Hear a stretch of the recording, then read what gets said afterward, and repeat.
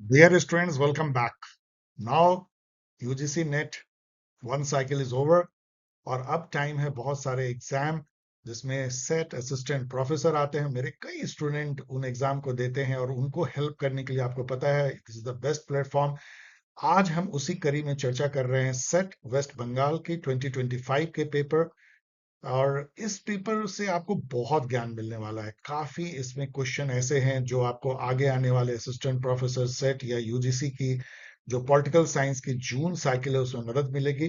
तो चलिए बिना किसी भूमिका के शुरुआत करते हैं एक और exciting discussion on West Bengal set 2025 political science analysis with lots of additional information for future exam. इससे पहले कि क्वेश्चन आंसर का दौर करें शुरू, आपको जानना चाहिए और मुझे बताना चाहिए कि यदि आप जून 2026 साइकिल की दे रहे हैं पॉलिटिकल साइंस या आईआर फर्स्ट टाइम, आपको पता होना चाहिए कि आईआर के लिए सेपरेट बैच चल रही है। ऑफ कोर्स उसमें बहुत स्टूडेंट ने ज्वाइन ही नहीं किया और बहुत मुश्किल उस बैच को चलाने में हो रही है। मैं बहुत हैरान हूं कि कैसे स्टूडेंट उसको नहीं एक्सेप्ट कर रहे हैं जबकि उसके लिए काफी डिमांड आई थी। पॉलिटिकल साइंस एज यूजुअल चल रहा है। यहाँ आपको मैं ये भी बताना चाहता हूँ कि पॉलिटिकल साइंस जो बैच है वो उतना ही इंपॉर्टेंट है सेट असिस्टेंट प्रोफेसर पीएससी +2 उन सब एग्जाम के लिए भी।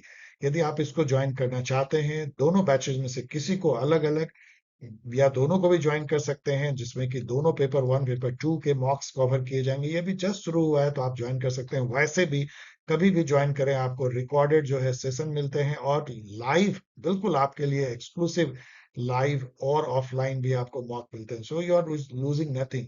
कोई भी कभी भी ज्वाइन कर सकता है, इस टाइप का प्लेटफॉर्म है। You are not losing anything.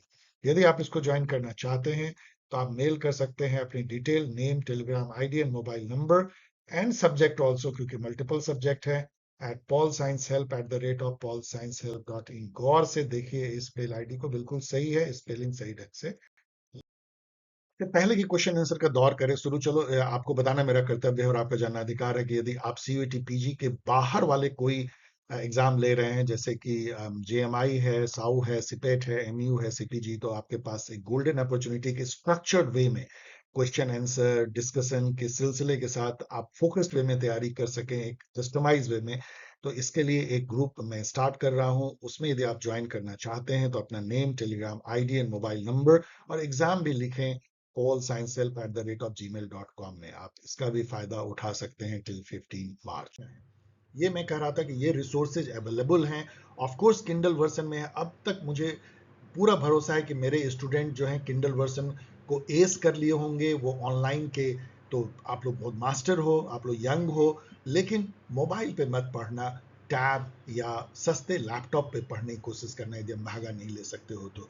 ये बुक्स जो हैं तब तक आप तैयारी कीजिए। आप सीयूईटी पीजी एग्जाम देना चाहते हैं 2026 में तो आपके लिए एक बेहतरीन वंडरफुल रिसोर्स जो है CUET PG 2026 prep start guide है। प्रेप स्टार्ट गाइड ये ट्रू मायने में एक प्रेप स्टार्ट गाइड है जिसमें कि वो सब कुछ है जो कि 2026 एग्जाम के लिए आपको जानना चाहिए। एग्जाम का स्ट्रक्चर, उसकी सिलेबस, उसके पैटर्न, 5 साल के क्वेश्चन की डिफिकल्टी लेवल, 3 साल में जो यूनिवर्सिटीज में जो डिफरेंट कट ऑफ गए, जो इधर उधर आप पूछते रहते हो, वो वहां पे दी गई है। और उसके बाद 500 से ज्यादा जो एक्चुअल क्वेश्चन पूछे गए सीयूईटी पीजी में, उसकी ऐसी एनालिसिस जो कहीं आपको नहीं मिलेगी और इतनी इंफॉर्मेशन जो कहीं नहीं मिलेगी। मैं दावे के साथ कहता हूं केवल उन क्वेश्चन को भी यदि आप देख लोगे ना तो आप सीयूईटी पीजी के अधिकतर क्वेश्चन को सॉल्व कर सकते हो क्योंकि वो फैक्ट कितनी बार ही रिपीट हो गए हैं सिलेबस में। तो ये बुक को आप नॉमिनल कॉस्ट पे ले सकते हो। यूजीसी नेट यदि आप और यदि आप सीयूटी पीजी दे रहे हो तो इस गाइड को तो लिए बगैर आपको सीयूटी पीजी देना नहीं चाहिए। कई लोग कहते हैं कि सर क्या ये गाइड को आप रिवाइज करेंगे? इसकी जरूरत नहीं है। मैं जितना रिवाइज करूंगा उतना ही गाइड बल्कि होता जाएगा। अभी इसमें बहुत सुंदर सुंदर फैक्ट है। क्यों आप चाहते हो कि मैं और अधिक फैक्ट दूं और आपके दिमाग को बोझिल करूं? क्योंकि और अधिक फैक्ट ही तो देंगे, सिलेबस तो चेंज हुई नहीं है। तो चलिए आप सीयूटी पीजी गाइड जो अभी जिस फॉर्म में है, जो पिछले साल रिवाइज हुई है, उसको आप यूज कीजिए। यदि आप यूजीसी नेट दे रहे हैं तो ये बुक के बगैर आप बिल्कुल अधूरे हैं। यूजीसी नेट एग्जाम गाइड और ऑब्जेक्टिव पॉलिटिकल साइंस तो आपको हर एग्जाम के लिए, चाहे सीयूटी पीजी दो चाहे यूजीसी नेट या कोई भी, आपके लिए मदर बुक के जैसा आप लोगों ने इसको बनाया। इसकी जो डायरेक्ट लिंक है वो डिस्क्रिप्शन में दी जाएगी, सीधा आप क्लिक करके आप जाके खरीद सकते हो। यहाँ पे डियर स्टूडेंट याद रखना एक बात को कि आप यदि इस बुक को खरीदते हैं तो ये सवाल आपके जहन में आएगा कि मैं उसको पढूं कैसे। उसके लिए किंडल जो ऐप है जो फ्रीली अवेलेबल है उसको डाउनलोड कर लीजिए और उसमें जो लॉगिन आप करेंगे वो वही यूजर आईडी और पासवर्ड से कीजिए जिससे आपने अमेजन में बुक खरीदा है। दोनों अलग अलग होने पे आपको नहीं दिखेगा। वहाँ लाइब्रेरी लिंक होता है किंडल ऐप में, उसको जैसे ही आप क्लिक करेंगे आपकी बुक दिखेगी, जो भी आप बुक खरीदते हैं, और बहुत सारे फ्री बुक भी आपको दिखेंगे वहाँ। उसको डबल क्लिक कीजिए और पढ़िए और देखिए वंडरफुल दुनिया जो किंडल की है उसमें आप चले जाएंगे। आइए आप एक एक करके क्वेश्चन आंसर के दौर के थ्रू अपनी नॉलेज को थोड़ा और बढ़ाएं आने वाले एग्जाम के लिए। इससे पहले कि क्वेश्चन आंसर का दौर एक्चुअली शुरू करें, एक ओवरऑल जो मैं हमेशा पेपर को चूंकि मैंने एनालाइज किया है, ये पेपर काफी बैलेंस्ड है। बहुत ही आप इसको लेवल कहें तो मॉडरेट टू चैलेंजिंग, बहुत सारे क्वेश्चन मॉडरेट हैं। और ऐसे पेपर देख के खुशी होती है कि सेटर ने थोड़ी मेहनत की है, ऐसे क्वेश्चन बनाए हैं जिसमें कि आपको निराशा नहीं होगी। जो भी स्टूडेंट ने पढ़ाई की है उनको अच्छा लगेगा और जिन्होंने नहीं किया है उनको मन में इच्छा जगेगी कि उन्हें तैयारी करनी चाहिए। कुछ क्वेश्चन इधर उधर हो सकते हैं, थोड़े बहुत अरबिट, लेकिन बहुत कम मुझे अरबिट मिले हैं और बहुत ही अच्छे क्वेश्चन का मतलब एक काइंड ऑफ सिंथेसिस है। सो लेट अस सी, आपको बहुत नॉलेज मिलेगा इसमें। फर्स्ट क्वेश्चन है the movement which is regarded as the origin of Israeli Palestinian conflict is known as. अब आप ये जो अभी आप देख रहे हैं कि इजराइल जो है अमेरिका के साथ मिलकर ईरान से लड़ाई कर रहा है, उसकी जो जड़ में जो बातें हैं वो ये क्वेश्चन पूछ रहा है, वो है जायोनिस्ट मूवमेंट। जायनिज्म जो है वैसे तो जो वहाँ के लोग हैं वो जुडाइज्म को मानते हैं, धर्म में कहलाते हैं यहूदी। अ, यहूदी यानी ज्यूइश। और लेकिन जो ये मूवमेंट था, अब इस पे भी आप रिसर्च कर सकते हैं उसको जायनिज्म क्यों कहा गया। तो जायनिज्म जो है वो मूवमेंट था homeland of Jews in Palestine. अब यहाँ पे बहुत जल्दी से यदि मैं आपको हिस्ट्री बताऊं, मैं रोक नहीं पा रहा हूं, तो आप समझ लीजिए कि ये फिलिस्तीन का एक इलाका है। फिलिस्तीन एक इलाके को भी कहते हैं और फिलिस्तीनी लोग भी होते हैं। जहाँ यरूशलेम है वहीं पे बेथलहम है, वहीं पे ये दोनों जो है ना फिलिस्तीनी और यहूदी, मान लीजिए ये यहूदी है और ये फिलिस्तीनी है, दोनों साइड बाय साइड जो है घुल मिल करके 2000 साल से ज्यादा से इस लैंड पे रहते हैं जहां पे अभी इजराइल है और जहां पे अभी फिलिस्तीनी लोग भी इधर उधर भटक रहे हैं। तो यहाँ पे हुआ ये था कि जब जब मुस्लिम शासन हुआ तो फिलिस्तीनी लोग मुस्लिम हो गए और मुसलमानों का जब बोलबाला था, वर्चस्व था, तो यहूदी लोग को वहां से अधिकतर लोगों को हटना पड़ा और वो लोग यूरोप में डिफरेंट जगह जाके शरण लिए, क्योंकि उन्हीं के बीच से एक बच्चा जो है वो ईसा मसीह निकलता है जिसने कि क्रिश्चियनिटी की स्थापना की थी। तो यूरोपियन देशों ने उनका आश्रय दिया। एक तरह से फिलिस्तीन का लैंड जो है यहूदी लोगों से छूट गया और वो लोग यूरोप में पूरी जगह फैल गए। बाद में हिटलर शाही के दौर में उनके ऊपर जो अत्याचार हुआ, जेनोसाइड हुआ, होलोकास्ट हुआ, उससे उनके अंदर जगी, या उससे भी पहले, कि अपना यदि हमारा होमलैंड होता वहीं जहां हम रहते आए हैं फिलिस्तीन के लैंड में, तो आज हमारी ये हालत नहीं होती। तो वो जो है शुरुआत करने वाले जो शख्स थे जिन्होंने फाउंडेशन किया जायनिज्म का, ये हिटलर के आने के कई साल पहले, डिकेड पहले, थियोडोर हर्जल थे, इनका नाम कभी भूलिएगा नहीं। और he is considered as founder of the Zionist movement. तो ये जायनिज्म था। बाद में जो है वो सफल होती है 1948 में, जो है इजराइल यहूदी लोगों का अपना एक जो है स्टेट उसी जगह बनता है, इस बेथलहम और यरूशलेम के पास में। लेकिन फिलिस्तीन का के जो लोग थे उनको अपना स्टेट नहीं मिलता। वादा किया जाता है अमेरिका और इंग्लैंड के द्वारा कि टू स्टेट सॉल्यूशन होगा, एक स्टेट यहूदियों का होगा, एक फिलिस्तीनी का। आज तक फिलिस्तीनी को मिला नहीं और उस वही जड़ है ये जो लड़ाई चल रही है। इनफैक्ट ईरान ने बाद में फिलिस्तीनी का साथ दिया, हमास को उन्होंने आर्म्स दिए, पैसे दिए। हिजबुल्ला भी जो है वो इजराइल से लड़ता है फिलिस्तीनियों की तरफ से। तो ये जो पूरा जो मिडिल ईस्ट में जो जो अनसेटलमेंट है या जो लड़ाई है उसके जड़ में ये जायोनिज्म मूवमेंट है।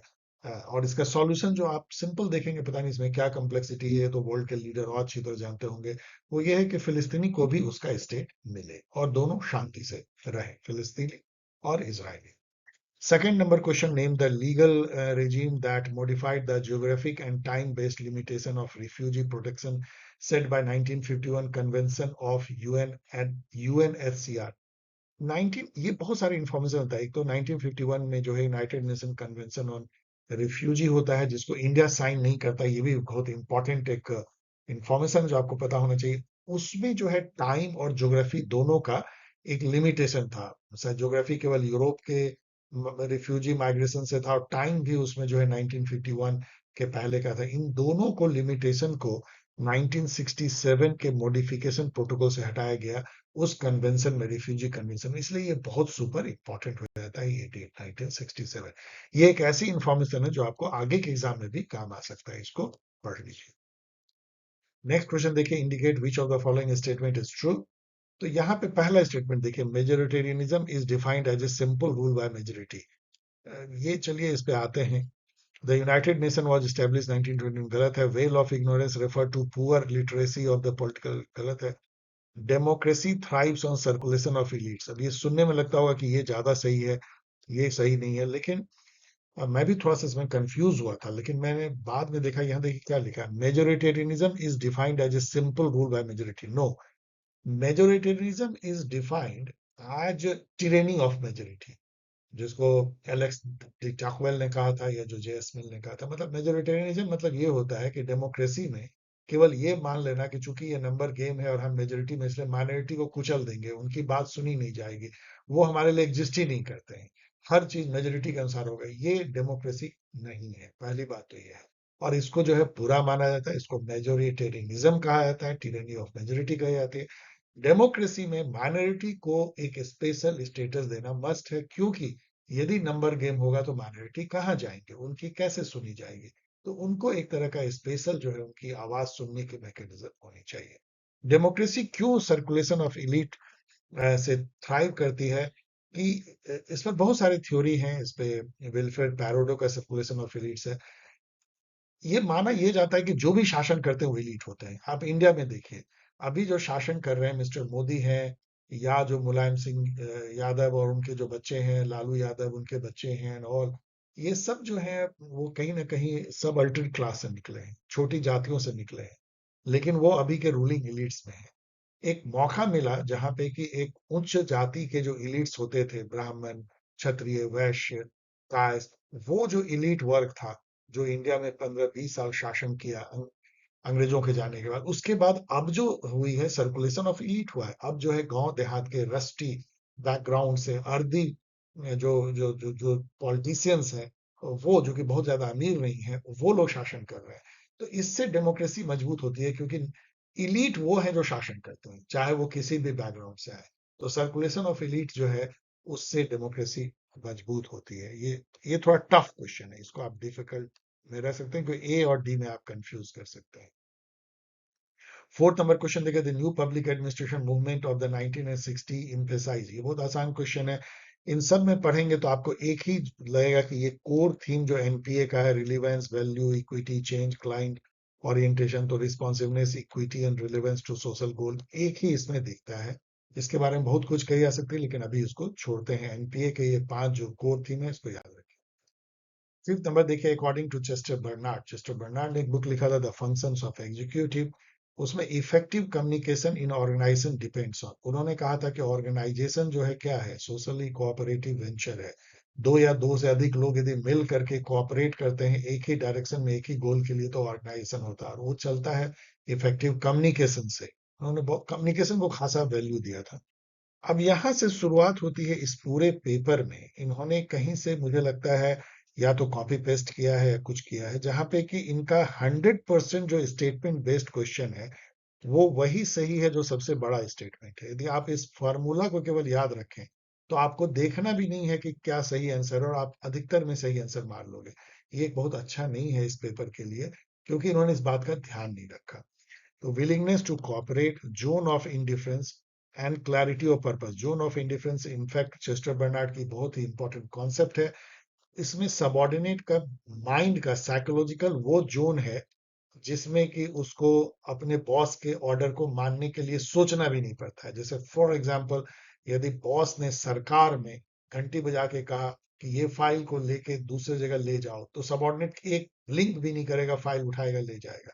लेकिन इसका उल्टा देखिए, यदि सबॉर्डिनेट को कहा जाए कि ये पैसे लो और सब्जी खरीद के घर में मैडम को दे दो, तो वो सोचेगा क्या ये मुझे करना चाहिए, नहीं। इसको जोन ऑफ इनडिफरेंस कहते हैं, जहां वो बिल्कुल बॉदर ही नहीं करता कि बॉस क्या कह रहा है, उसको वो कर देता है। Relational choice theory in public administration, rational choice theory in public administration assume. Rational choice theory economic से ली गई है, जहां पे कि ये माना जाता है जो एक्टर हैं वो इकोनॉमिक मैन है, मतलब वो अपना अच्छा भला बुरा समझते हैं, कैलकुलेटिव ब्रेन है, कॉस्ट बेनिफिट एनालिसिस करके अपनी यूटिलिटी को मैक्सिमाइज करके वो आगे बढ़ते हैं। पब्लिक एडमिनिस्ट्रेशन में यही चीज पब्लिक डोमेन में होता है। अब ये देखिए सबसे बड़ा स्टेटमेंट है, public servant behave like utility maximizing individual, मतलब rational actor in the pursuit of self interest, तो यही सही होगा। Management by objective propose by Peter Drucker primarily involve, सबसे लंबा स्टेटमेंट सबसे सही, defining clear measurable goal collaboratively between managers and subordinates, यही सही है। इन्होंने इस नाम की बुक भी लिखी थी, पीटर ड्रकर, मतलब जहां के सबऑर्डिनेट और मैनेजर मिल करके ऑर्गेनाइजेशनल गोल से के दिशा में जो इंडिविजुअल गोल हो सकता है उसको सेट करते हैं, management by objective. Democratic governance refer to, सबसे बड़ा जो है statement this, decision making process are transparent, participatory, accountable and aimed at social justice, that is called democratic governance. The ombudsman, Lokpal and लोकयुक्ता are examples of, अब इसमें सबसे बड़ा example कौन सा है, बी, लगभग 2 लाइन का, बाकी सब 1.5 लाइन का। Institutional innovations for grievance redressal and anti corruption oversight, सबसे पहले स्वीडन में आया था, याद रखिए। इंडिया में 2013 में बिल पास हुआ जिससे कि ओम्बड्समैन या लोकपाल आया, लेकिन उसको 2019 तक इंतजार करना पड़ा लोकपाल नियुक्त होने का। अभी के कौन लोकपाल है, कुछ याद है, चेक कर लीजिए। The transition from planning commission to NITI Aayog, 1 जनवरी 2015 को नीति आयोग बनता है, सबसे बड़ा स्टेटमेंट दिस, एंड वही सही है, a safe towards cooperative federalism, outcome based planning and strategic policy guidance. The social study as a tool of accountability are best defined as, सबसे बड़ा स्टेटमेंट है, publicly conducted evaluation of governance government scheme by local stakeholders, generally जैसे कि ग्राम पंचायत या ग्राम सभा को यदि ये दिया जाए कि आप देख सकते हो कि ग्राम पंचायत कैसे जो है काम का बंटवारा ठेकेदारों में करती है, कैसे पेमेंट करती है, उसकी क्या क्वालिटी है एंड ऑल, तो इसको हम सोशल ऑडिट कहते हैं, मतलब सोसाइटी के द्वारा ऑडिट। वैसे ऑडिट तो ऑडिटर के द्वारा होती है, यदि वही जो है अधिकार सोसाइटी को दे दिया जाए, सिविल सोसाइटी को या किसी और सोशल ऑर्गेनाइजेशन को, भी सोशल ऑडिट कहते हैं। Which of the following two statements are correct about electoral system in India, 2 statement अब इसमें करेक्ट हमें देखना है 4 में से। पहले नोटा को देखते हैं। नोटा हम लोग सबको पता है कि 2014 नहीं 2013 में आई है, इसका मतलब कि 4 को यदि हम गायब कर दें तो बचता है केवल 2, इसमें 1 और 2 एंड 3, इसका मतलब 2 को चलिए हम नहीं पढ़ते क्योंकि दोनों में सही है, इसका मतलब ये सही होगा, the list system use multi member constituency. अब आइए 1 एंड 3 में, under the first past the post system the winner is candidate who obtain the maximum vote, ये सही है। और state election commission is responsible for election of state legislative assembly, no, state election commission जो है ये 73rd amendment के तहत एक कॉन्स्टिट्यूशनल बॉडी है जो पंचायत और म्यूनिसिपैलिटी के इलेक्शन को देखती है और किसी इलेक्शन को नहीं, जबकि स्टेट लेजिस्लेटिव असेंबली और जनरल इलेक्शन लोकसभा या राज्यसभा के इलेक्शन को देखने वाली संस्था को कहते हैं इलेक्शन कमीशन ऑफ इंडिया, जो अलग एक कॉन्स्टिट्यूशनल बॉडी है जो आर्टिकल 324 के तहत सेटअप की गई है। नोटा और वीवीपैट दोनों जो है ये 2013 में ही आए हैं, इसलिए क्या सही हो जाएगा, 1 1 1 तो सही है ही, and 2। Fundamental duty do not enjoy, fundamental duty को कोई लीगल बैकिंग नहीं है, वो जस्ट मतलब है, मतलब आपको करना चाहिए, लेकिन कोई लीगल सैंक्शन नहीं है, मोरल है, सोशल सैंक्शन कर सकते हैं।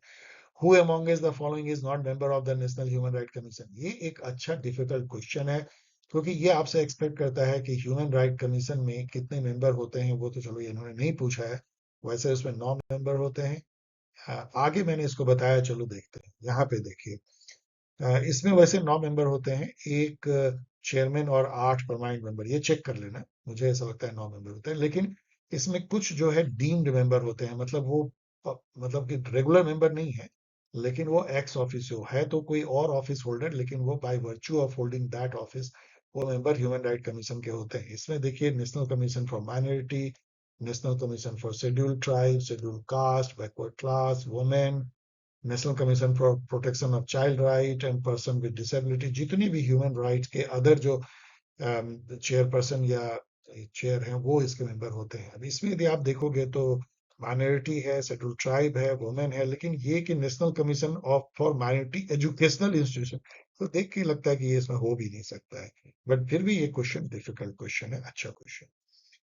Which of the following article under the Constitution of India exempt the president and governor for answerability to any court of law? ये क्वेश्चन सुपर इंपॉर्टेंट हो गया था जब प्रेसिडेंट ने अपने 14 पॉइंट क्वेश्चन पूछे थे सुप्रीम कोर्ट को as an advice under article 143, जिसमें उन्होंने कहा था कि आर्टिकल 361 के तहत तो गवर्नर और प्रेसिडेंट कोर्ट को आंसरेबल है नहीं अपनी ड्यूटी के लिए, तो कैसे कोर्ट जो है आर्टिकल 200 और 201 के तहत उनके टाइम लिमिट तय कर सकता है, गवर्नर के लिए 1 महीने और प्रेसिडेंट के लिए 3 महीने। अब ये सब यदि आपको समझ में नहीं आ रहा है मैं क्या बोल रहा हूँ 1 महीने 3 महीने, तो आपको जानना चाहिए Tamil Nadu versus governor of Tamil Nadu case, जिसमें कि सुप्रीम कोर्ट की 2 जज की बेंच ने यह फैसला दे दिया कि आर्टिकल 200 और 201 के तहत जो है कोई पॉकेट वीटो प्रेसिडेंट और गवर्नर को नहीं है, उनको एक फिक्स टाइम में स्टेट लेजिस्लेचर से पास बिल पे फैसला करना पड़ेगा, गवर्नर को 1 महीने के अंदर और प्रेसिडेंट को 3 महीने के अंदर। इसमें काफी जो है एक तरह से इंडिग्नेशन और हाई उपाला हुआ एग्जीक्यूटिव और लेजिस्लेचर में, और प्रेसिडेंट ने आर्टिकल 143 का हेल्प लेते हुए सुप्रीम कोर्ट से जो है वो सवाल जवाब किए कि आप मुझे इस पे सलाह दो, और उसमें ये आर्टिकल जो है उभर करके आया 361। अब उसमें क्या सलाह दी गई वो एक अलग बात है, ये आप पढ़ लीजिएगा, लेकिन यहाँ 361 के बारे में जान लीजिए। वो ये आर्टिकल है जो बेसिकली कहती है, बहुत बड़ी आर्टिकल है, पढ़ लीजिएगा, कि अपने कार्य के लिए अपनी ड्यूटी के लिए जो है गवर्नर प्रेसिडेंट किसी कोर्ट को आंसरेबल नहीं। अरुणा रॉय जो है right to information movement Kejriwal ji के साथ ये जानी जाती हैं। महेंद्र सिंह टिकैत बहुत बड़े लीडर थे किसानों के, भारतीय किसान यूनियन, इन्हीं के बच्चे हैं राकेश टिकैत जो फेमस हुए थे किसान आंदोलन से। अन्ना हजारे फेमस हुए थे India against corruption, Lokpal movement भी कहते हैं। मेधा पाटेकर बहुत फेमस है नर्मदा बचाओ आंदोलन के लिए। अब आप इसको मैच कर लीजिएगा, एक दो से ही मैच हो जाएगा। आर्टिकल 153 154 ये सब गवर्नर से रिलेटेड, इतना मुझे भी पता है, लेकिन बहुत मेरे स्टूडेंट को पता होगी, लेकिन इस तरह से कि क्या है, इसमें से एक भी यदि आप याद कर लीजिए तो आपका काम बन जाएगा। लाइक 156 मुझे थोड़ा याद रहता है कि ये उनके टर्म से रिलेटेड है कि वो प्लेजर ऑफ द प्रेसिडेंट पे काम करते हैं, लेकिन 5 साल भी लिखा है। बड़ी अजीब सी बात है कि आर्टिकल 56 में 5 years भी लिखा है, उनका टेन्योर होगा not with standing the pleasure of the president, जब तक उनको है। ये दोनों बातें लिखी हुई है specific term of the government, और डी के 3 से ही जो है ये क्वेश्चन हो जाता है सॉल्व। बाकी आप मैच करके देख लीजिएगा। यहाँ पे देखिए डिफरेंट टाइप के जो पार्टी बड़े बड़े लीडर्स ने हमारे जो हिस्टोरिकल जो हुए हैं। Independent labour party we all know कि अम्बेडकर जी ने बनाया था, अम्बेडकर जी अम्बेडकर जी हाँ सॉरी। जस्टिस पार्टी जो है वो पेरियार ने बनाया था, बाद में उन्होंने उसको एक तरह से रिकंस्ट्रक्ट कर दिया था। Dravida Dravida Kazhagam society for Dravidian DK, और बाद में डीके डीएमके और एआईएडीएमके में बदल जाता है। प्रजा सोशलिस्ट पार्टी जो है राम मनोहर लोहिया जी ने बनाया था। भारतीय जनसंघ जो है दीनदयाल उपाध्याय जी उसके one of the founder member थे। अब मिला लीजिए आर्टिकल 15(4) जो कि बहुत इंपॉर्टेंट है, जो ये कहती है कि किसी भी ग्राउंड पे, जो ग्राउंड है religion, caste, sex, place of birth पे स्टेट डिस्क्रिमिनेट नहीं करेगी। तो उसमें अब यहाँ देखिए बी और डी कितना कंफ्यूजिंग है। बी में लिखा है रिलीजन, कास्ट, सेक्स और प्लेस ऑफ बर्थ ओनली, और यहाँ लिखा है religion, race, caste, sex, place of birth और एनी ऑफ दीज। इनफैक्ट जब आप एक्चुअल कॉन्स्टिट्यूशन देखोगे तो एनी ऑफ दीज भी लिखा हुआ है, और ये यहाँ छोड़ दिया गया, इसलिए ये डिफिकल्ट क्वेश्चन बन जाता है। सही है। Which of the following writs is issued by the Supreme Court of India in case of illegal detention of a person? 5 type के रिट इशू होते हैं। सबसे इंपॉर्टेंट है यदि किसी ने आपको किडनैप कर लिया है या आपके किसी संबंधी को, या इवन सरकार ने आपको अरेस्ट कर लिया और आपको लगता है इलीगल अरेस्ट है, मतलब डिटेंशन है, तो आप हैबियस कॉर्पस रिट दायर कर सकते हैं आर्टिकल 32 के तहत। इसके अलावा मंडूमस रिट होता है जहां पे कि कोर्ट कहती है वी कमांड, मतलब ये करो एक्ट के अनुसार एग्जीक्यूटिव को कमांड करती है। कुओ वारंटो ये है यदि किसी को लगता है किसी पब्लिक ऑफिस पे कोई गलती से गलत ढंग से ऑक्युपाई किए हुए हैं, तो कोर्ट उसको पूछ सकती है by what right you are occupying a public office. और सर्टियोरी का मतलब है वी सर्टिफाई, मतलब कि यदि लोअर जो ऑफिस है उसको हायर ऑफिस है, हायर कोर्ट कहती है कि तुम इस तुम्हारे जुरिस्डिक्शन में ये सुनना आता है या नहीं, ये मामला आता है कि नहीं, तो वो अपने पास बुला सकती है। 5वां जो है वो है प्रोहिबिशन। प्रोहिबिशन का मतलब है stop, don't do anything, we will do. तो 5 रिट हैं। ये रिट जो है आर्टिकल 32 और 226 के तहत हाई कोर्ट सुन सकता है, 32 के तहत supreme court. The president can dissolve Lok Sabha on 85 two article कहता है dissolution of the house. Time to time Lok Sabha को प्रेसिडेंट डिसॉल्व भी कर सकते हैं अपार्ट फ्रॉम प्रोरोगेशन। लेकिन ये एक अलग बात है कि ये डिसोल्यूशन या कोई भी डिसीजन प्रेसिडेंट अपने से लेते नहीं। आर्टिकल 74 जो है सीधा कहता है 74 कि प्रेसिडेंट जो भी करेंगे वो काउंसिल ऑफ मिनिस्टर के एड एंड एडवाइस से करेंगे, इसलिए रिकमेंडेशन ऑफ मिनिस्टर। लेकिन ये बात इतनी सीधी है नहीं। मान लीजिए कि काउंसिल ऑफ मिनिस्टर जो है नो कॉन्फिडेंस मोशन हार गई है और उसके बाद वो जा करके प्रेसिडेंट को सलाह देती है आर्टिकल 85 टू के तहत कि आप डिसॉल्व कर दो लोकसभा। प्रेसिडेंट नहीं भी मान सकते हैं क्योंकि now you are not a legitimate council of minister because you have lost the house confidence. तो वहां पे उनकी डिस्क्रिप्शन खुद पे आ जाती है। 22 नंबर देखिए, one was the union ministry of women and social welfare established in India. ये तो बस आपको याद है तो याद है। वैसे आप ये थोड़ा गेस कर सकते हैं कि राजीव गांधी जी के टाइम में इस तरह काफी बातें हुई थी। तो 1986 में पहले डिपार्टमेंट बनता है 1985 में, और फिर एक ministry, ministry of women and social welfare. अब इसका नाम भी बदल गया है, मुझे लगता है वुमेन एंड चाइल्ड प्रोटेक्शन है, देख लीजिएगा। The power to impose reasonable restriction on the fundamental right of Indian citizen rest with. ये क्वेश्चन घुमाने के लिए किसी भी तरह का रेस्ट्रिक्शन यदि फंडामेंटल राइट पे कर सकती है तो केवल पार्लियामेंट को पावर है अमेंडमेंट के थ्रू, ना तो प्रेसिडेंट को, ना तो सुप्रीम कोर्ट को, ना किसी और को। Fundamental duties of Indian citizen were, तो आपको पता होना चाहिए स्वर्ण सिंह कमेटी बैठी थी, उसके बेसिस पे इंदिरा गांधी जी ने 42nd अमेंडमेंट 1976 में फंडामेंटल ड्यूटी पार्ट 4A में लेकर के आए। तो ये ऐड किया गया था 42nd अमेंडमेंट से। इसमें 10 ड्यूटी थे, बाद में 11th ड्यूटी जो है पेरेंट के लिए 86 क्यों नहीं चल रहे हो भाई, चलो 86 सॉरी 86 अमेंडमेंट से जोड़ा गया था। Vice president of India is the x official chairman of. Vice president जो है राज्यसभा के चेयरपर्सन होते हैं, याद रखिएगा। वो राज्यसभा के बिना मेंबर हुए उसके चेयरपर्सन होते हैं, बिकॉज ये प्रोविजन है कॉन्स्टिट्यूशन में कि जो भी वाइस प्रेसिडेंट होंगे वो एक्स ऑफिशियो चेयरमैन होंगे राज्यसभा के। The idea of directive principle of state policy was borrowed from. ये तो घिसा पिटा क्वेश्चन है, आयरलैंड से हम लोग जानते हैं। तो यहाँ पे किससे क्या लिया गया है वो याद रख लीजिएगा। जैसे प्रियम्बल हम लोगों ने यूएसए से लिया है। लोकपाल कंसिस्ट ऑफ कितने मेंबर, तो लोकपाल में 8 मेंबर होते हैं एक्सक्लूडिंग चेयरपर्सन। तो मैंने जो पहले कहा था एनएचआरसी में कितने मेंबर होते हैं देख लीजिएगा, शायद कहीं 10 मेंबर तो नहीं है, चेक कर लीजिएगा। लोकपाल में लेकिन 8 मेंबर होते हैं, चेयरपर्सन को छोड़ करके। 2 टाइप के मेंबर होते हैं, जुडिशियल मेंबर और रिप्रेजेंटेटिव मेंबर। दोनों में कुछ क्राइटेरिया है। जुडिशियल मेंबर में 50% जो है जजेस होना चाहिए और रिप्रेजेंटेटिव मेंबर में 50% वुमेन। तो 8 मेंबर, तो 9 member including chairman. Hegemony goes beyond ruling through force. डंडे के जोर पे नहीं बल्कि दिमाग पे काबू करके आइडियोलॉजी के थ्रू जो है consent of the rule, rule जिसको हम करते हैं उसी की एक तरह से मैन्युफैक्चर कर लेते हैं कॉन्सेंट। ये बात ग्रैमस्ची ने कहा था अपने थेसिस कल्चरल हेजेमनी में। The post colonial state is often characterise by. India भी एक पोस्ट कोलोनियल स्टेट है, मतलब कि पहले जो कोलोनियल स्टेट था बाद में आजाद होती है। तो सबसे बड़ा आप देखो कौन सा है, ये है, और यही सबसे सही है। Institutional continuity with colonial era legal framework and bureaucratic centralism.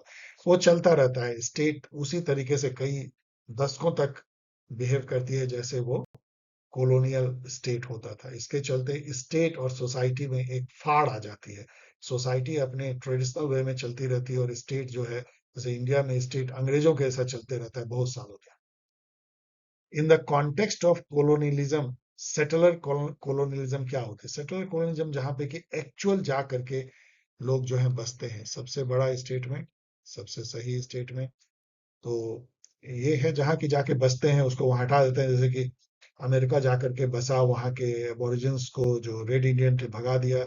Australia जाकर के बसा, जहाँ के ओरिजिनल एबोरिजिनल्स ऑस्ट्रेलिया के थे उनको भगा दिया।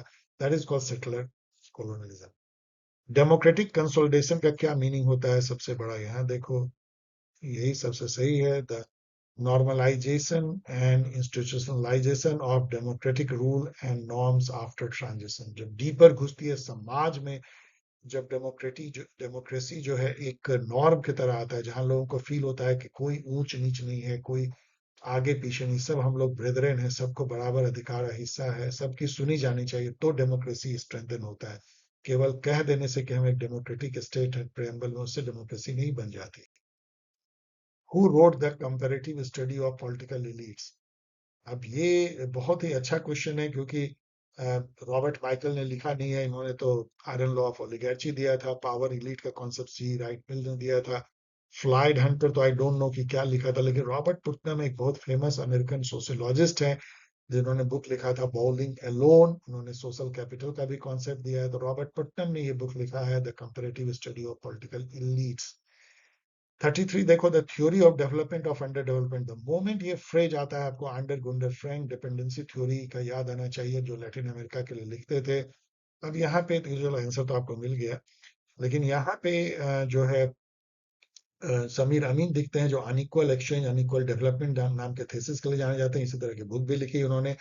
समीर अमीन वो शख्स हैं जिन्होंने यूरोसेंट्रिज्म वर्ड क्वाइन भी किया था, और इमैनुअल वॉलस्टीन से तो इतने क्वेश्चन आते हैं, इन्होंने लिखा था द वर्ल्ड सिस्टम थ्योरी, ये दिया था, या वर्ल्ड सिस्टम, जिसमें उन्होंने कोर, सेमी पेरिफेरी और पेरिफेरी का जो स्ट्रक्चर है, कैपिटलिस्ट स्ट्रक्चर ग्लोबल, उसको उन्होंने डेलिनिएट या एक्सप्लेन किया था। Which of the following best distinguishes new social movement from traditional one? Traditional one जो है वो क्लास स्ट्रगल के बेसिस पे होता था, लेबर और किसान जो है सड़क पे आके आंदोलन कर रहे हैं। न्यू सोशल मूवमेंट जो है, न्यू मिडिल क्लास आती है, वो आइडेंटिटी के बेसिस पे होती है। न्यू इशू उठते हैं, लाइक जेनोसाइड का इशू हो, एनवायरमेंटल इशू हो, वुमेन के राइट्स का इशू हो, इसको न्यू सोशल मूवमेंट। सबसे बड़ा स्टेटमेंट, सबसे सही statement. Indicate which of the following statement is true. Civil society organization directly contest election. Never. They never contest election. Political party. Civil society organization are run by political party. Not normally. Civil society organizations serve as a checks on government. ये check है। Civil society जो है किसको कहते हैं? जो government नहीं है और जो मार्केट भी नहीं है, जो थर्ड स्पेस बचता है, इसको हम सिविल सोसाइटी कहते हैं। जो गवर्नमेंट नहीं है, मार्केट भी नहीं। Which of the following is not a function of political party? Political party बहुत सारे फंक्शन करती है, interest articulation, interest aggregation, political socialization, running the government, training the leadership and all, but interest adjudication नहीं कर सकती। ये तो legal काम है, यहाँ पढ़ लीजिए, तो ये तो लॉ के दायरे में आता है ना, किसी पॉलिटिकल पार्टी। नेक्स्ट क्वेश्चन जो है जियोविनी सर्टरी पे है, जिन्होंने की बहुत ही फेमसली जो है उन्होंने पार्टी सिस्टम दिया था, सिंगल पार्टी, उसके भी कई टाइप के, टू पार्टी उसके भी कई टाइप, मल्टी पार्टी के भी कई टाइप। अब इन सब में देखोगे तो आपको सिंगल पार्टी मिल जाएगा, मॉडरेट प्लुरलिज्म मिल जाएगा, पोलराइज प्लुरलिज्म, लेकिन इफेक्टिव प्लुरलिज्म नाम का कोई चीज उन्होंने नहीं दिया था। ये क्वेश्चन अब आजकल बहुत आम हो गया, इसलिए बहुत डिफिकल्ट नहीं है। The book political order in changing society किसने लिखा था? ये बुक बहुत फेमस है, ये सैमुअल हंटिंगटन की, political order in changing society.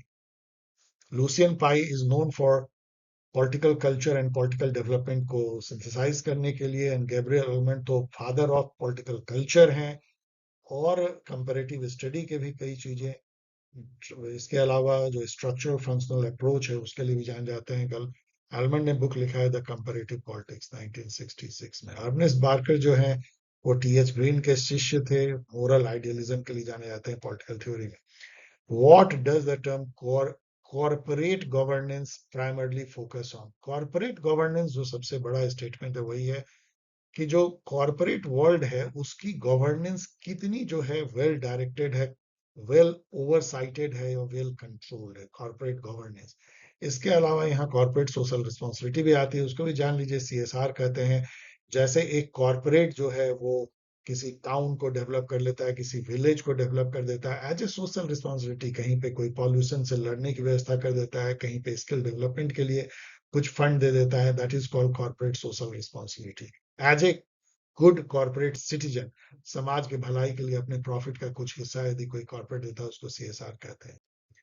40 number देखिए, the district treasury comes under the control of. यहाँ आप सोचेंगे कि डिस्ट्रिक्ट ट्रेजरी ऑफिसर हो गया, डिस्ट्रिक्ट कलेक्टर, ओवरऑल तो सब कलेक्टर के अंदर होता है, लेकिन ट्रेजरी ऑफिसर जो होता है वो डायरेक्ट कंट्रोल करता है। पता नहीं ये क्वेश्चन क्यों पूछा जाता है, क्योंकि ये तो ऑब्वियस है। The prime mover of academic interest in development administration was, तो डेवलपमेंट एडमिनिस्ट्रेशन के वन ऑफ द मेजर जो थिंकर रहे पब्लिक एडमिनिस्ट्रेशन में वो रहे फ्रेडरिक्स, जिन्होंने अपनी ecological theory of public administration developing country के ही एडमिनिस्ट्रेशन को एनालाइज करने के लिए स्पेशली निकाला। लुथार गुलिक एंड लैंडर उर्विक जाने जाते हैं अपनी book science of the public administration, A paper on the science of public administration 1937, जिसमें उन्होंने पोस्ट कॉर्प जो है एक क्वाइन करते हैं, एक एक्रोनिम पोस्ट कॉर्प का, पी से जो है planning, organising, subordinating, directing, controlling, reporting, budgeting, ये जो पूरा जो एक्रोनिम है, ये बेसिकली ये ऑर्गेनाइजेशन में मैनेजर क्या करते हैं, प्लान करते हैं, ऑर्गेनाइज करते हैं, स्टाफिंग करते हैं, टेस्ट फॉर स्टाफिंग, डायरेक्ट करते हैं, कंट्रोल करते हैं, रिपोर्ट करते हैं, कोऑर्डिनेट करते हैं, सॉरी कोऑर्डिनेटिंग, रिपोर्ट करते हैं, बजटिंग करते हैं। तो ये कॉइन किया था उन्होंने। Defending state policy is the function of, अब state policy, defending state policy is the function of both line and staff agency. State policy को तो दोनों ही करेंगे। Defending state policy is the function of defending state policy. I think I will go with line staff. ये confusing question है। इसका मतलब क्या होता है लाइन स्टाफ का? लाइन स्टाफ वो होते हैं, लाइन एजेंसी, जो कि किसी ऑर्गेनाइजेशन का कोर काम करते हैं। जैसे आप यदि ट्रेन का लीजिए तो ड्राइवर एंड गार्ड जो ट्रेन के हैं वो कोर लाइन स्टाफ है, जबकि जो सपोर्ट स्टाफ हैं, जो मान लीजिए जो जो टेक्नोलॉजी पे सलाह देते हैं, जो लीगल सलाह देते हैं, सेफ्टी की सलाह देते हैं, वो जो है स्टाफ एजेंसी, जो सलाह देने वाले organisation. The Constitution of India was adopted on, we all know, 26 November 1949। यहाँ पे जो है स्केलर चेन की बात हो रही है, ये हेनरी फयोल ने दिया है, जिसको हेरारकी को ऑर्गेनाइजेशन में वो स्केलर चेन कहते हैं, जो टॉप से बॉटम तक जो है, जो एक डेलिनिएट होती है हेरारकी। और रैशनल एक्टर मॉडल जो है ग्राहम टी एलिसन का है, जिन्होंने क्यूबन मिसाइल क्राइसिस पे बुक लिखी थी, द इसेंस ऑफ डिसीजन। उन्होंने रैशनल एक्टर मॉडल दिया, आप और जाके इसको पढ़ सकते हैं।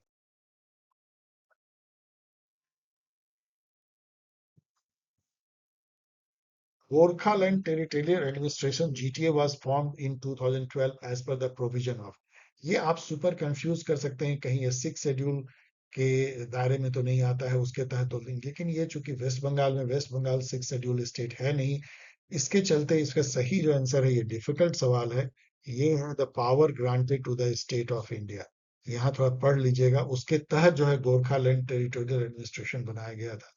Which among the following is the oldest state in India? Oldest state in सब में देखेंगे तो छत्तीसगढ़ जो है वो 2000 में बनती है नवंबर में, उत्तराखंड भी 2000 में बनती है नवंबर में, अरुणाचल प्रदेश 1987 में बनता है, और तेलंगाना जो है वो 2014 में। तो उस तरीके से देखें तो सबसे जो ओल्ड स्टेट है अरुणाचल प्रदेश है इन सब में। जेंडर बजटिंग का मतलब क्या होता है कि जब भी कोई भी डेवलपमेंट स्कीम आती है तो उसमें आप वुमेन को भी जो है कैसे जगह दिया जाए, जिससे कि ऐसी डेवलपमेंट जहां वुमेन के हित की रक्षा हो सके, उसको हम जेंडर बजटिंग कहते हैं। तो इसलिए डेवलपमेंट स्कीम से इसका नाता है, थोड़ा डिफिकल्ट हो सकता है, आप रेलवे बजट से कंफ्यूज कर सकते हैं। Which of the following statement is true? Financial emergency under article 360 लगने का प्रोविजन है, और फॉर्चुनेटली हम लोगों के यहाँ अभी तक कभी भी फाइनेंशियल इमरजेंसी डिक्लेयर नहीं हुआ है। तो चलिए, ये बात आपको पता होनी चाहिए। नेशनल इमरजेंसी भी इंटरनल केवल एक ही बार आया है 1975 में, एक्सटर्नल जरूर दो तीन बार लग चुका है, 1962 में, 1965, 1971, इन सब में। Who for the first time describe the Indian party system in the post independence period as one party dominant system? In fact ये क्वेश्चन थोड़ा मुझे अजीब लगा, क्योंकि वन पार्टी डोमिनेंट सिस्टम तो मॉरिस जोन्स ने कहा था, मॉरिस जोन्स। बाद में जो है, बाद नहीं, उसी के आसपास रजनी कोठारी ने उसी को कांग्रेस सिस्टम कहा, कांग्रेस सिस्टम। तो ये, लेकिन यहाँ चूंकि मॉरिस जोन्स है नहीं, तो आप रजनी कोठारी पे ही लगाएंगे। Rajni Kothari one of the prolific writer रहे हैं, जो जो कंटेम्प्रेरी पॉलिटिक्स जो इंडिया की हुई है, caste in politics and politics in India, state against democracy and blah blah, बहुत उन्होंने बहुत कुछ लिखा है। तो उनकी एक बुक यदि याद रखनी है तो पॉलिटिक्स इन इंडिया 1970 याद रखे रजनी कोठारी। उन्होंने जो है इस वन पार्टी डोमिनेंट सिस्टम को कांग्रेस सिस्टम करार दिया था। स्वयं सिद्धा scheme is based on empowerment of women through which of the following. तो अब ये क्वेश्चन आपको सुपर कंफ्यूज कर सकता है। आप सोच रहे होंगे कि स्वयं सिद्धा क्या है। स्वयं सिद्धा मतलब हेल्प सेल्फ हेल्प का ही अनदर नेम है स्वयं सिद्धा। Which of the following is true about the fundamental rights under the Indian Constitution? तो फंडामेंटल, अब यहाँ तो बहुत सारे ऑप्शन है, देखिए। अब यहाँ ये ऑल कॉन्स्टिट्यूशनल राइट्स और फंडामेंटल राइट, ये तो ऐसा हो नहीं सकता ना। जैसे कि राइट टू प्रॉपर्टी जो है constitutional right under article 300A, लेकिन ये जो है फंडामेंटल राइट नहीं है। तो 4 जो है आप हटा दें तो आपको बचता है 1, 3, 1, 2। इसका मतलब 1 तो कॉमन है, इसको सीधा आप टिक मार लीजिए। अब 2, 3 में देखिए, it can be change by the common legislative process. नहीं, पर इसके लिए तो कॉन्स्टिट्यूशन अमेंडमेंट से किया जा सकता है, उसमें बहुत सारे लिमिटेशन है। 2 नहीं है, इसका मतलब 3 सही है। तो 1 और 3 सही हो गए। 3 क्या है? Supreme Court is guardian of fundamental right under article 32। And first है, it is protected and enforced by the constitution. बिल्कुल सही है। आइए अब 52 नंबर क्वेश्चन देखते हैं। The constitution of India describe India है, जिसको आप लड्डू टाइप का क्वेश्चन मान सकते हैं। आर्टिकल 1 आप सबको पता होना चाहिए, जो डिक्लेयर करता है India that is Bharat will be union of state. So this we should no.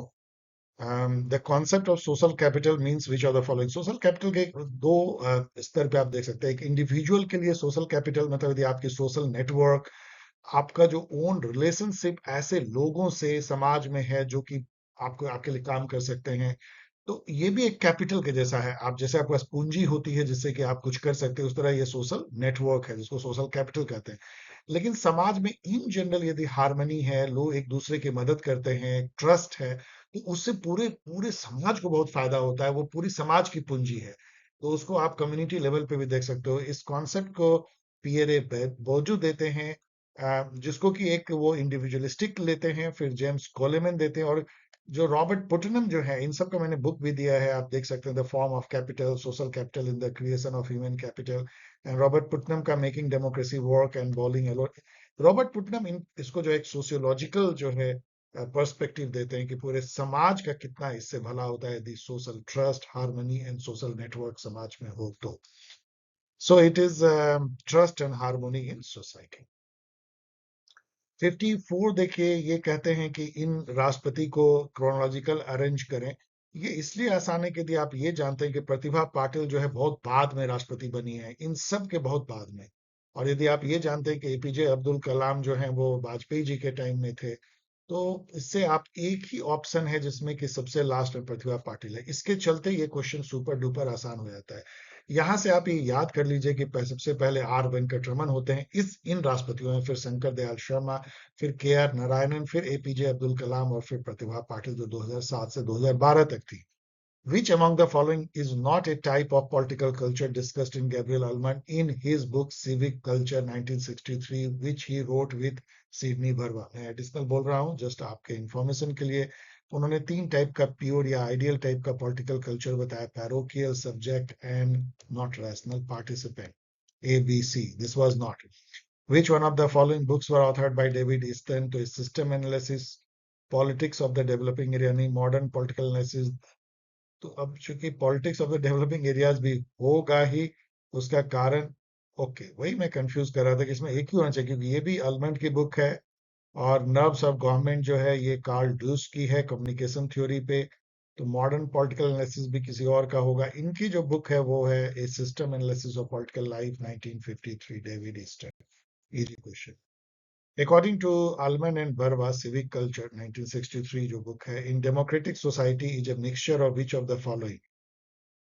इनका कहना है कि यदि तीनों को हम मिला दें, पैरोकियल, सब्जेक्ट एंड पार्टिसिपेंट, तो जो ये 3 आइडियल टाइप यदि सही क्वांटिटी में मिक्स होते हैं, ऑफ कोर्स बहुत कम पैरोकियल, थोड़ा सब्जेक्ट, थोड़ा पार्टिसिपेंट, तो सिविक कल्चर बनता है। Robert Putnam's work title making democracy work, अभी मैंने बताया भी, is with reference to America. Okay, I am sorry, America तो इसमें कोई ऑप्शन है नहीं। I thought that he is writing for America. So चलिए, ये आपके लिए मैं छोड़ देता हूं कि आप देख लीजिए।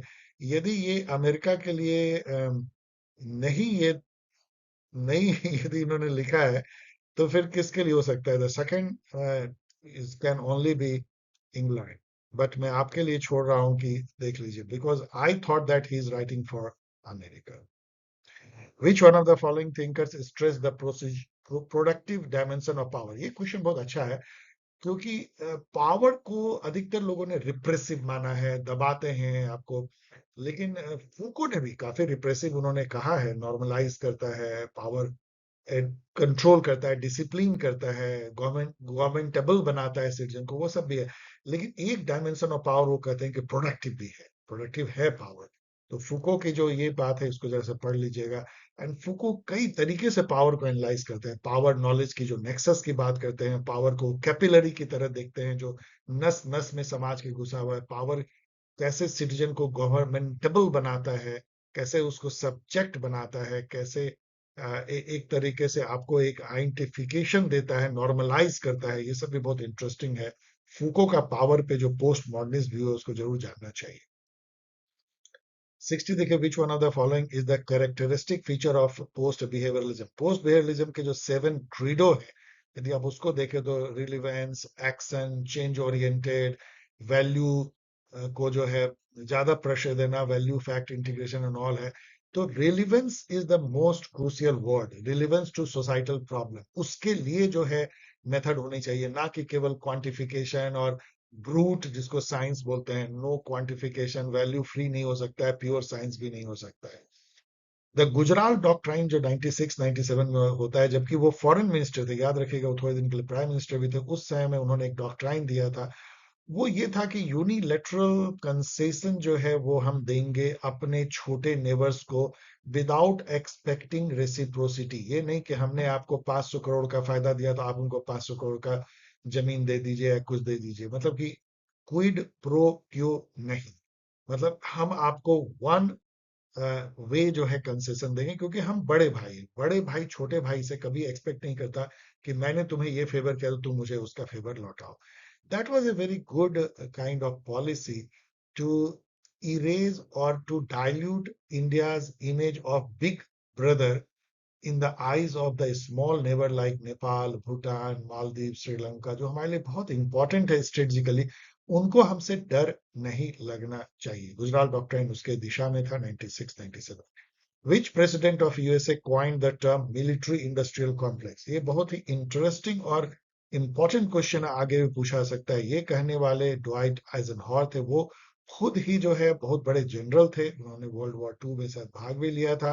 तो उन्होंने जो है अपने भाषण में, अपने फेयरवेल स्पीच में कहा था कि हमने अमेरिका में मिलिट्री इंडस्ट्रियल कॉम्प्लेक्स बनाया. आज भी वो मिलिट्री इंडस्ट्रियल कॉम्प्लेक्स आग उगल रहा है. उसी के गोले जो है यूक्रेन से लेकर के गजा वॉर से लेकर ईरान वॉर में लगाए जाते हैं. और ये भी एक अजीब इंटरेस्टिंग बात है कि most of these military industrial complex are owned by the Jews. यहूदी लोग अमेरिका में जो हैं इतने अमीर हैं कि वो लोग इसको चलाते हैं. अब आप जरा अंदाज लगाओ क्या नेक्सस है.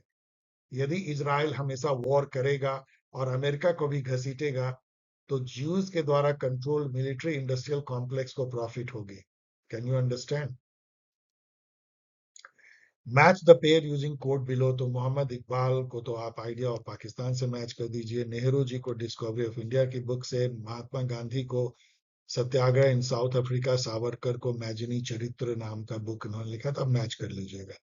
द रिस्पॉन्सिबिलिटी टू प्रोटेक्ट क्या है? ये यूनाइटेड नेशन की और जो पूरे वर्ल्ड कम्युनिटी की ये है. अब यहाँ देखिए सबसे बड़ा सेंटेंस, सबसे important, mandate international action to prevent genocide, war crime and crime against humanity. यदि स्टेट अपने ही लोगों को सताए या वो अपने लोगों की रक्षा ना कर पाए, तो अदर स्टेट केवल सॉवरेनिटी के नाम पे चुप नहीं बैठेंगे. वो सॉवरेनिटी को बाईपास करके एक स्टेट के अंदर लोगों को बचाने की कोशिश करेंगे. That is responsibility to protect of the humanity.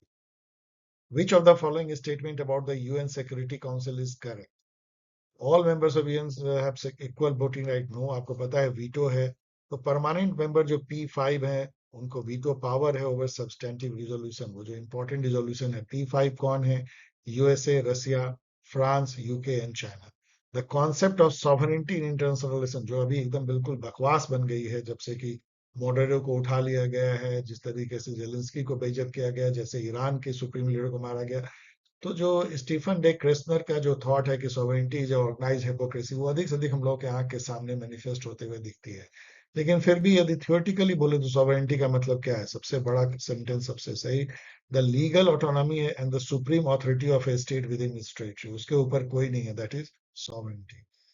Which of the following best capture the difference between neoliberalism and classical liberalism? Neoliberalism human nature के बेसिस पे नहीं बनाता पॉलिटिकल थ्योरी, बल्कि इंटरनेशनल स्टेट सिस्टम की जो स्ट्रक्चर है उस पे बनाता है। तो यहाँ देखो सबसे बड़ा स्टेटमेंट कौन सा है, ये 2.5 लाइन, ये 3.25 लाइन, यही सबसे सही है। Neo liberalism argue that the structure of the international system not human nature explain state behaviour. बाकी सब आप देखोगे गलत है, पढ़ लेना।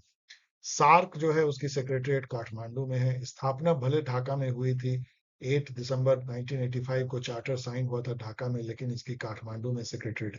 Who among the following statesman supported Nehru in his policy of non alignment? तो उसमें 4 लीडर ने हेल्प किया था। उसमें इजिप्ट के गमाल नसीर थे, इंडोनेशिया के सुकार्नो थे, बेलग्रेड और यूगोस्लाविया के टीटो थे, जनरल टीटो, और घाना के क्वामे Nkrumah. Who was India's prime minister at the time of Agra summit? Agra summit जो एक फेल्ड समिट थी, जिसमें कि परवेज मुशर्रफ आए थे पाकिस्तान से, उसके उस समय के राष्ट्रपति, और वाजपेयी जी, लेकिन कुछ हो नहीं पाया था। एक हिस्टोरिकल मोमेंट जो गवा दिया गया पाकिस्तान के बेवकूफी के चलते। In which book John Mearsheimer put forward the theory of offensive neorealism? इसको आप बिल्कुल आसानी से याद कर सकते हैं। The tragedy of great power politics 2001, मुझे लगता है ये बुक है जिसमें कि वो ऑफेंसिव रियलिज्म की बात करता है। ऑफेंसिव रियलिज्म जो कि ये कहता है कि हर कंट्री अपने पावर को मैक्सिमाइज करना चाहती है, पावर जितना होगा वही उतना ही वो सिक्योर होगा। इसराइल को आप देख लीजिए, और रीजनल हेजमन बनना चाहती है। Which of the following statement is true? Smriti text are also known as Dharmashastra, जैसे मनु स्मृति, याज्ञवल्क्य की स्मृति, नारद स्मृति। बाकी देखिए थॉमस हॉब्स ने नहीं लिखा है डिस्कोर्स ऑन लिवी, ये लेवाइथन लिखा है डिस्कोर्स ऑन लिवी। मैकेवेलिन लिखा है। प्रेसिडेंट ऑफ इंडिया नहीं होता चेयरमैन, पीएम जो है वो चेयरमैन होते हैं नीति आयोग के। मुसोलिनी जो रूलर आइसलैंड का नहीं होकर इटली का था। विच of the following description does not fit into the concept multiculturalism? Multiculturalism जहाँ पे कि जो डिफरेंट कल्चर, लैंग्वेज, इथनिसिटी के लोग एक साथ रहते हैं, और जो माइनॉरिटी होते हैं उनको स्पेशल राइट्स दिए जाते हैं। इसको सलाद बॉल कह सकते हैं, कल्चरल मोजेक कह सकते हैं, मेल्टिंग पॉट कह सकते हैं। होमोजीनियस का जस्ट उल्टा समझ, diversity. Who among the following theories dependent upon right to rebellion? Defended.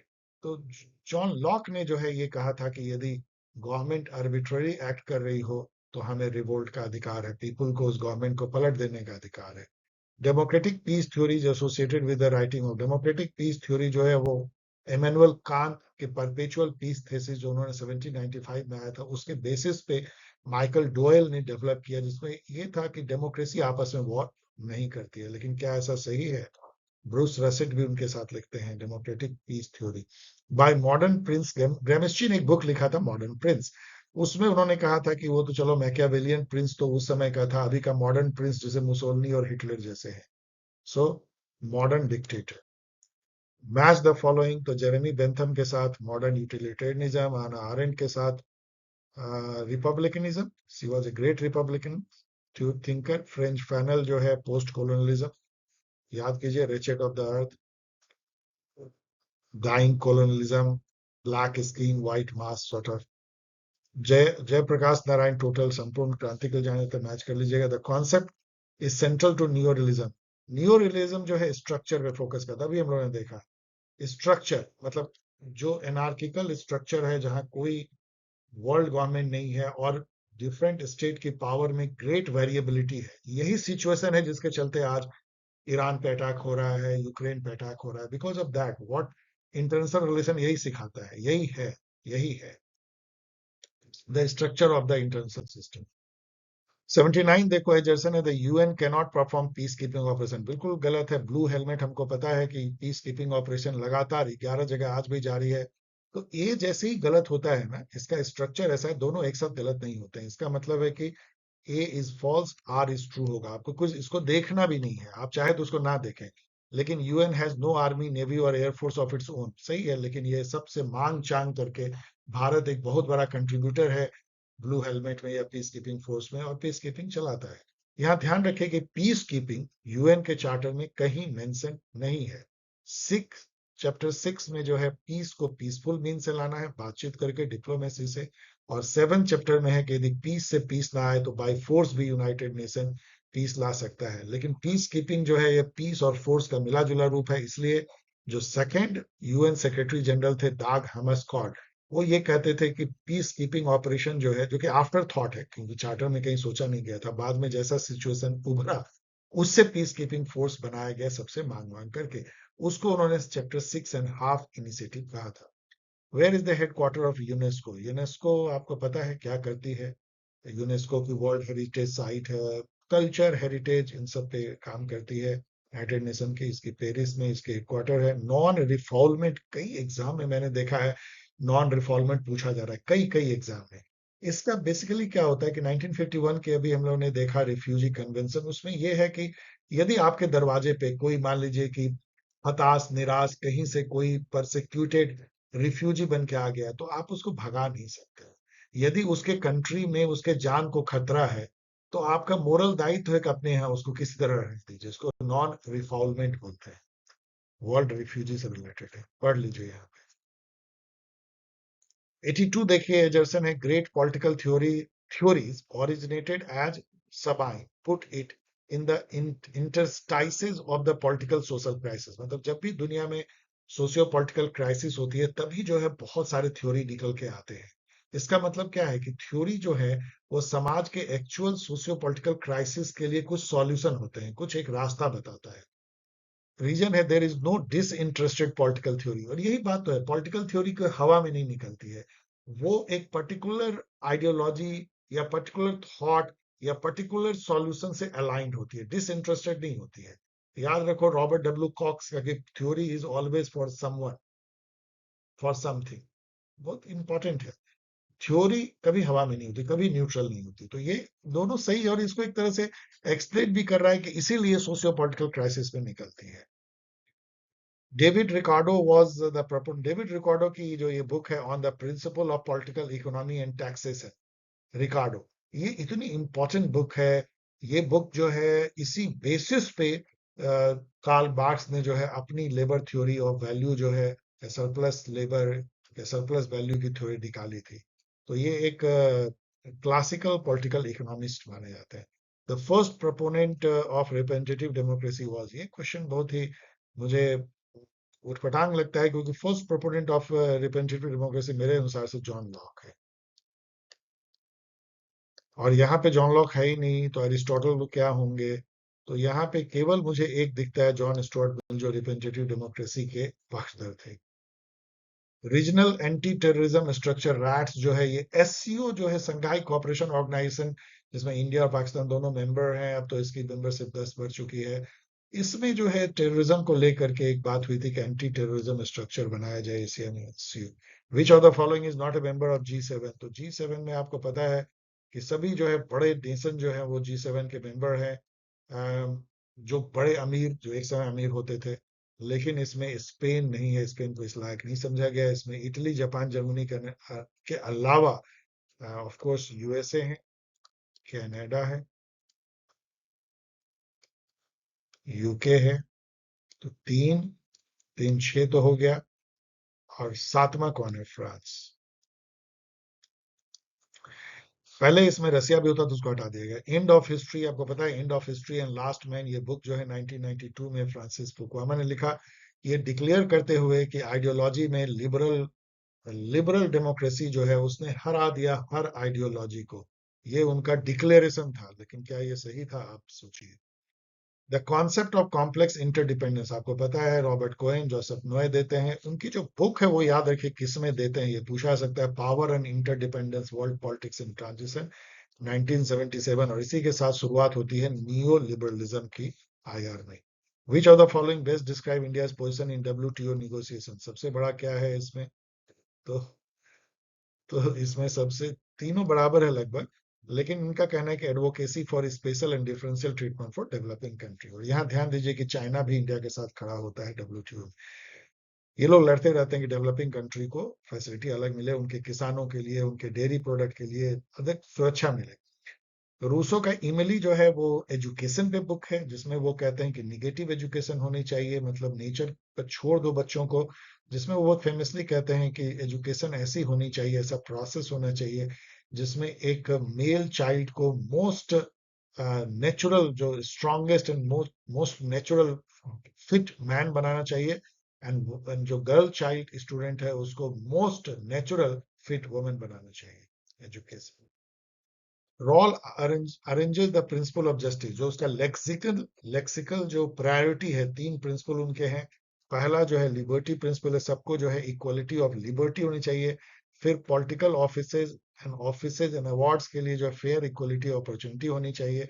और फिर जो गरीब गुरबा मार्जिनलाइज क्लास है उनको डिस्ट्रीब्यूटिव जस्टिस मिलनी चाहिए, डिफरेंस प्रिंसिपल, ये थर्ड प्रायोरिटी है।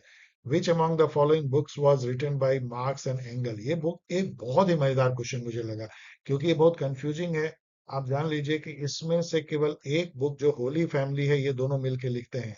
कंट्रीब्यूशन टू द जो क्रिटिक ऑफ पॉलिटिकल इकोनॉमी और the Jewish on the Jewish question Marx अकेले लिखते हैं, एंटी डहरन जो है एंगल अकेले लिखते हैं। इसके अलावा और भी देख लीजिए कि एंगल ने क्या अकेले लिखा है, मार्क्स ने क्या अकेले लिखा है, बाकी उन्होंने मिल करके लिखा है। This is a very important question.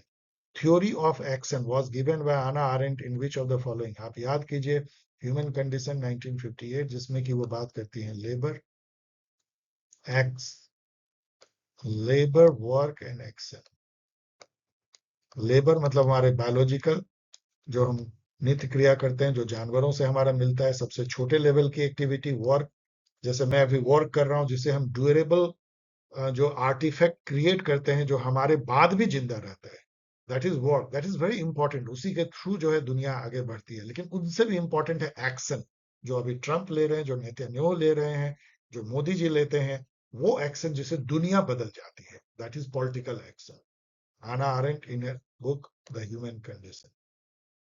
The idea of deconstruction is associated with which philosopher? Deconstruction का मतलब होता है कि लैंग्वेज को हमने ऐसा अंदर घुस करके डिकंस्ट्रक्ट किया, मतलब उसकी पोस्टमार्टम की, कि मैंने आपको बता दिया कि किसी वर्ड का कोई फिक्स मीनिंग नहीं है, और यदि मीनिंग नहीं है तो सब कुछ ट्रांजिएंट है, सब जो है social construction.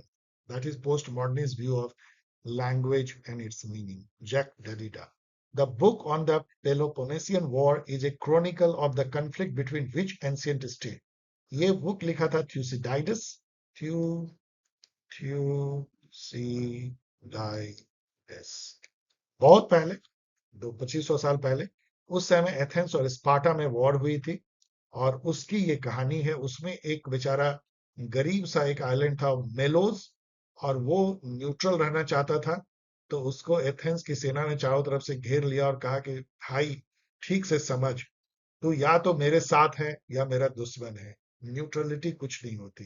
That is Trump says to very country now. उसी पे जो है थ्यूसिडाइडस ने कहा था कि strong do what they can and the weak suffer what they have to. Right is might, मत्स न्याय, anarchy, we are seeing it unfolding before our. A right is a claim recognized by society and enforced by the state. शायद मुझे लगता है कि मेरे guide में आपने ये डेफिनेशन देखा होगा बोसानक्वेट का। वैसे इसी टाइप की बात जो है वो टीएच ग्रीन भी करते हैं कि राइट क्या है, जो कि ऐसा क्लेम है जो सोसाइटी आपको देती है, जिससे कि आप कॉमन गुड सोसाइटी का ला सके, और इन्फोर्स बाय द स्टेट। लेकिन बोसानक्वेट के साथ ये थॉट जाता है, जो कि टीएच ग्रीन की तरह से शिष्य हैं ये और बर्कर। 95 देखिए, और विंडो, श्री और विंडो, जो अपने फर्स्ट नेम से जाने जाते हैं, उन्होंने बुक लिखा था लाइफ डिवाइन। सावरकर जी ने बुक लिखा माई ट्रांसपोर्टेशन फॉर लाइफ, जो काला पानी इनको मिला था। एम एन रॉय ने लिखा इंडिया इन ट्रांजिशन, और रामास्वामी नायकर पेरियार ने लिखा why were women enslaved. Match कर लीजिएगा, इसे बहुत फेमस बुक है, who wrote two concept of liberty इन 1958, चेक कर लीजिएगा। ये ऑफ कोर्स इसे आप बर्डली ने लिखा, जिसमें उन्होंने निगेटिव एंड पॉजिटिव फ्रीडम या लिबर्टी का जिक्र किया, दो खाने में, निगेटिव पॉजिटिव। अर्थशास्त्र में स्टेट जो सप्तांगा थ्योरी दिया गया है, सप्तांगा, जिसको कि आप ऐसे समझ सकते हैं 7 लिम्स, सेवन लिंब याद है आपको? स्वामी के अलावा जनपद, देन आर्मी, दुर्ग, कोश, मित्र, एंड व्हाट, अमात्य। यहाँ पे देखिए 100 नंबर क्वेश्चन, विंसेंट ऑस्ट्रोम जो है ये रैशनल चॉइस थ्योरी को जो पब्लिक में यूज करते हैं उसको पब्लिक चॉइस थ्योरी कहते हैं, उसके लिए जाने जाते हैं, बहुत बड़े थिंकर हैं। तो यहाँ पे कौन सी आएगी? पॉलिसी एज एन आउट, देखो policy as an output of the political system, ये कहने वाले जो है ये इनपुट है, ये आउटपुट है, ये सिस्टम है, ये कहने वाले डेविड ईस्टन है। यदि हम इसको मिलाएं बी के 4 से तो एक ही यहाँ पे ऑप्शन है, इसका मतलब क्रैक हो गया, इसका मतलब ए का 3 होगा, क्रिटिक ब्यूरोक्रेटिक मॉडल। अच्छा ये है, चलिए देखते हैं। बी का 4, बी का 4, okay, and sorry, okay B का 4, तो ए की 3, फ्रेडरिक्स, फ्यूज प्रिज्मेटिक, तो सी का 2 होगा, सी की 2 है। मैरी पार्कर फॉलेट ने कंस्ट्रक्टिव कन्फ्लिक्ट का नाम दिया कि जो कन्फ्लिक्ट होता है ऑर्गेनाइजेशन में वो कंस्ट्रक्टिव भी हो सकता है, तो उसको इंटीग्रेशन से सॉल्व किया जाए, तो उसको डोमिनेशन और उसको कंप्रोमाइज से सॉल्व ना किया जाए तो वो ऑर्गेनाइजेशन को आगे ले जाता है। तो इसका मतलब विंस्टेंट ऑस्ट्रोम जो है उन्होंने ब्यूरोक्रेटिक मॉडल का जो है क्रिटिक किया होगा। चलिए, लेकिन ये जाने जाते हैं Vincent Ostrom for public choice theory. Dear student, thanks for watching. और दो बैचेज जो मैंने आपको पहले बताया उसको फिर से रिमाइंड कर रहा हूँ। एक कंबाइंड बैच है जो आप ज्वाइन कर सकते हैं यदि आप जेएमआई, साउ, सिपेट, एएमयू, सीपीजी ये सब एग्जाम दे रहे हैं। दूसरी जो दो बैचेज अलग अलग सब्जेक्ट के लिए चल रही हैं, यूजीसी नेट जून बैच के लिए एक आईआर की सेपरेट है, सब्जेक्ट कोड 90, और पॉल साइंस की। यदि इसमें आप ज्वाइन करना चाहते हैं तो mail ID of course better होगा कि आप इसमें ना भेज करके आप जो है pol science help @, same pol science help .in में भेजें। वैसे इसमें भी यदि आप भेजते हैं तो आपको रिस्पांस मिलेगा। और इसके लिए जेएमआई के लिए अदर एग्जाम के लिए तो paulsciencehelp@gmail.com पे भेजें। इस तरीके से आप मुझसे बातें कर सकते हैं, मिल सकते हैं। मैं कोशिश करता हूं आपके सवालों के जवाब देने के, आपके प्रॉब्लम को सॉल्व करने के। यदि वो एक दो लाइन में जवाब दे करके हो तो मुझे अच्छा लगता है आपके मेल को रिसीव करके। Please be in touch and take care and enjoy this session. Bye.